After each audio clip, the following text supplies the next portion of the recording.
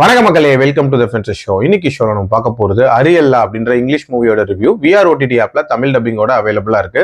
இந்த படம் ஒரு ஆம்பிஷியஸான பொண்ணு எப்படி ஒரு செக்ஸ் ஒர்க்கரா மாறினா அப்படின்ற அந்த ஜேர்னியை சொல்லக்கூடிய ஒரு படம்.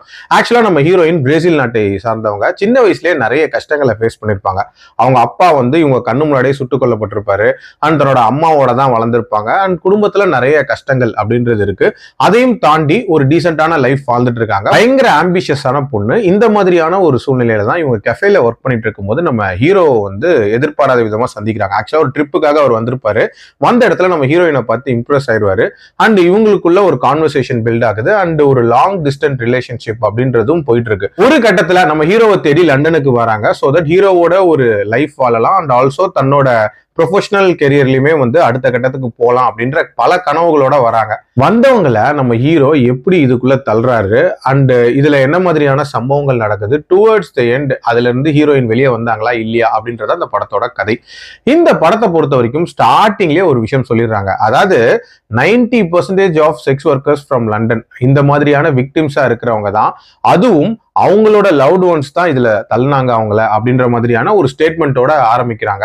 அதுவே ஒரு மாதிரி ஷாக்கிங்கா இருந்துச்சு அப்படின்னே சொல்லலாம். அதே மாதிரி நம்ம ஹீரோயினை எப்படி இதுக்குள்ள தள்ளுறாங்க அப்படின்ற அந்த காட்சி அமைப்புகள் அப்படின்றதெல்லாம் ஓரளவுக்கு நீட்டாவே இருந்துச்சு அப்படின்னே சொல்லலாம். சொல்ல போனா அந்த சிச்சுவேஷன்ஸை சூப்பரா கிரியேட் பண்ணியிருந்தாங்க. ஒரு விதமான டெஸ்பரேட்டா நம்ம ஹீரோயினா இதுக்குள்ள தள்ளுறது அப்படின்ற ஒரு விஷயத்த சூப்பரா காட்டியிருந்தாங்க. அதே மாதிரி இந்த கதையே ஒரு டெஸ்டிமோனியல் மாதிரி தான் சொல்லியிருப்பாங்க. அதாவது நம்ம ஹீரோயின் கேமரா முன்னாடி தன்னோட லைஃப்ல நடந்த சம்பவங்களை சொல்றாங்க. ஸோ யார்கிட்ட சொல்றாங்க, ஸோ இவங்க எஸ்கேப் ஆயிருப்பாங்களா அப்படின்ற நிறைய கேள்விகள் எழும். சோ அதுக்கான விடை அப்படின்றதையுமே கடைசியில தான் சொல்லியிருப்பாங்க அப்படின்னே சொல்லலாம். டியூரேஷன் வைஸ் 1.25 மணி நேரத்துக்குள்ள முடியக்கூடிய ஒரு படம் தான். பட் இந்த படத்துல எனக்கு நிறைய பிரச்சனைகள் அப்படின்றது இருக்குதான் செய்யுது. ஃபர்ஸ்ட் திங், அந்த பிசினஸை சுத்தி நடக்கக்கூடிய பிரச்சனைகள் இருக்குல்ல, அவங்களுக்குள்ளேயே சில பிரச்சனைகள் வரும். அந்த போர்ஷன்ஸ் அப்படின்றதெல்லாம் அந்த அளவுக்கு இன்ட்ரெஸ்டிங்கா இல்லை அப்படின்னே சொல்லலாம். அதே மாதிரி நம்ம ஹீரோயின் இதெல்லாம் ஒரு டெஸ்டிமோனியலா கொடுக்குறாங்கன்னு மாதிரி காட்டியிருப்பாங்கல்ல, சோ அது எதுக்காக பண்றாங்கிற அந்த பர்பஸ் அப்படின்றதுமே அந்த அளவுக்கு ஒரு இன்ட்ரெஸ்டிங்கான பர்பஸா இல்லை. அண்ட் ஒரு யூஸ்லெஸ்ஸான ஒரு விஷயமா தான் இருந்துச்சு. அதே மாதிரி நம்ம ஹீரோயின் கடைசியா ஒரு விஷயம் பண்ணுவாங்க. இவ்வளவு பண்ண முடிஞ்சவங்க இதை முன்னாடியே பண்ணிருக்க மாட்டாங்களா அப்படின்ற மாதிரியான ஒரு கேள்வியும் மேலதான் செஞ்சுச்சு.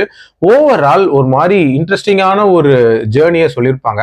பட் இருந்தாலும் கடைசியில சில சினிமேட்டிக் மொமெண்ட்ஸ் அப்படின்றது இந்த கதையை ஒரு ஓகேஷான படமா மாத்திருச்சு அப்படின்னே சொல்லலாம். என்னோட ரேட்டிங் இந்த படத்துக்கு 2.8 out of 5. அடல்ட் கண்டென்ட்டை பொறுத்த வரைக்கும் வெரி ஸ்ட்ரிக்ட்லி ஃபார் அடல்ட்ஸ், ப்ராப்பரான அடல்ட் கண்டென்ட் இருக்கக்கூடிய ஒரு படம். ஸோ அதுக்கு ஏற்ற மாதிரி பிளான் பண்ணிக்கோங்க. மீண்டும் அடுத்த விமர்சனத்தில் சந்திக்கிறேன். நன்றி, வணக்கம்.